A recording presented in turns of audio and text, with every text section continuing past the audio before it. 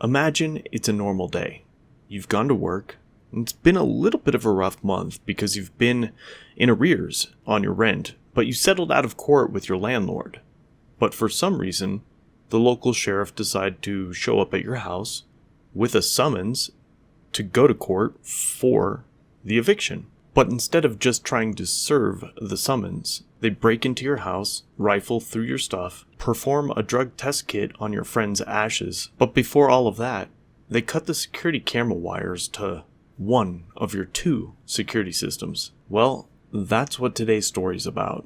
And luckily, this guy had 2, not 1, 2 security systems, and the police only saw 1. Well, that's precisely what just happened to Dustin Ellswick. And in lieu of my normal commentary, I'm going to let John Bryan, attorney at law, the lawyer representing Mr. Ellswick, explain the case in detail to you. But first, let's watch the surveillance video. It will be immediately followed by John Bryan, attorney at law. The original videos will be linked in the description. They were originally broadcasted by the attorney. He also has multiple other videos regarding Second Amendment cases. If you do give him a visit, let him know I sent you. Here's the videos.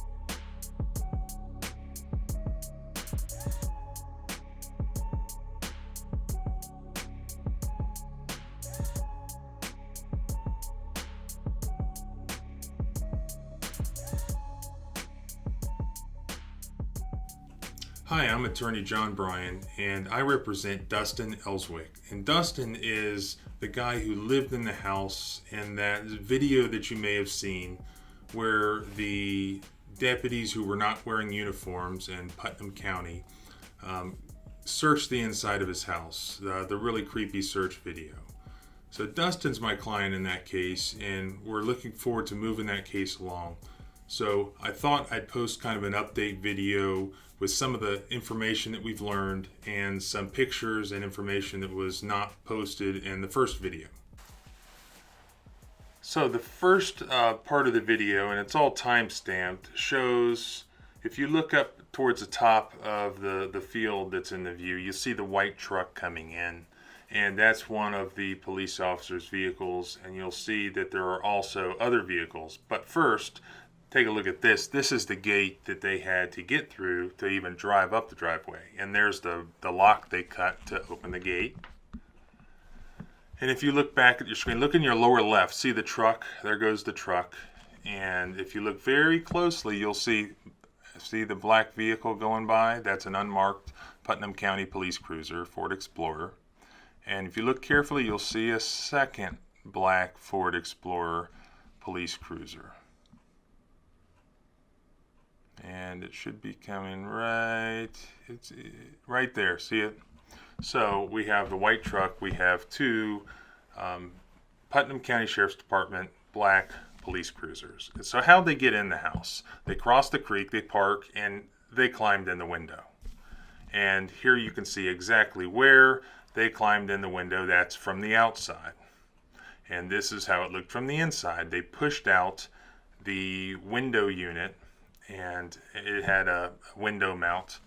And this is, this is the same video. This is sped up a little bit, but this is what they were doing inside. They're searching the house, they're looking for drugs, they're looking at drawers. And that's when, this guy, he finds Dustin's friend's ashes. And he shakes him, he smells him, he looks at him, and he ultimately performs a field drug test. And it doesn't come back as drugs because it's not drugs, it's ashes. And so he just throws it on the ground, and that's where Dustin finds it, with bits of his friend's bones still in the drug test kit. Now this is an important part of the video. There we see Mr. SWAT team walking across the bridge. He's got the vest on, says sheriff, he's got all his tactical gear. But what's really important is watch the end of this, because this is the actual moment that the video camera had its wires cut. Now watch, you'll see it freezes as right there. That's the moment that the wires were actually cut on this camera. And that's the guy, we believe, who was on the bridge, all prepared for his work. And there is that camera that was cut exactly how it was found. And as you see, we saw the moment it was cut, and luckily for Mr. SWAT team, we can prove that he wasn't the one who cut the cords on the camera, because you can see him at the time the cords were cut, and he was on the bridge. But here they are again. They're searching the inside, and they're looking. They're basically looking everywhere. And since I originally uploaded the first video, we've had dozens and dozens and dozens of other people call who have had experiences with the sheriff's department or with these same groups of guys. And we will be representing some of them in claims against the county, claims against these individuals. It does look like there's a pattern of their behavior here from what we've heard so far. But a lot of people have given complaints to us that have very similar stories of these guys coming in their house, and while they're there with no warrant and no permission to enter the house, and then when they get in there, they look all intimidating. They're not wearing uniforms. Sometimes they have guns out, and they try to intimidate somebody who's in the house, or the kid that's there, to give up his bag of pot, whatever, or try to tell him who he bought it from. And when they leave, they take things with them, such as money, or whatever little bit of pot they found, or guns even. So very concerning allegations, and we're looking into all of them. If you have any information, obviously let us know. Here towards the end of the video, again, if you look at the very top, you see one of the police cruisers leaving. And then there's the white truck leaving. And I'm not sure if you can see the third one leaving or not. But yeah, there's the second police cruiser. So one truck, two police cruisers, no doubt about it, caught on that video. And that camera was out of reach. No one would have seen it there. So why were they there? Well, this is what they showed up with right here. It's a petition for summary relief, wrongful occupation of residential property. So it's an eviction lawsuit. So this is just the summons. You can see, for some reason, they said Brett Payne, the county process server, served it. But here's the result. It never went to court, was settled out of court. So there never was an eviction. We know that. This is how they left the house. They pulled Dustin's guns out of the closet. They pulled his AR out. They photographed them. And that's just how they left it. And what you didn't know from the earlier video is you see the person walking down towards the bridge. Well, there were two people who confronted them there, who caught them at the scene. And that person right there, I believe that you'll see, is Dustin's mother. So people saw that all these cars were at his house, and they called Dustin. And Dustin was at work, because he works, and he called his mother and asked her to go to his house to see what was going on. So she confronted them at the scene. That's when they stopped her. They would not let her go to his house, and they gave her the paperwork that they were there to supposedly serve, and that's what I just put on the screen. So she kind of caught them in the act, and they had just left, and you can see her cross the bridge because she couldn't drive across it, and that's when she went and took the pictures of how they left the window they climbed through, the guns, and everything else. So if you have any other information, check out our website, civilrightslawyer.com, where we post the updates to the case. And please give us a call. The number to the office is 304-772-4999 if you have any information or if you have personal experiences with this group of guys. That's it, everybody. If you like what you see, go over to John Bryan's YouTube channel and give him a subscription and let him know what you think. If you have any information, contact him at his personal line and email. If you like my content, don't forget to subscribe, like, share, comment, do all the things, and I will see you guys in the next one.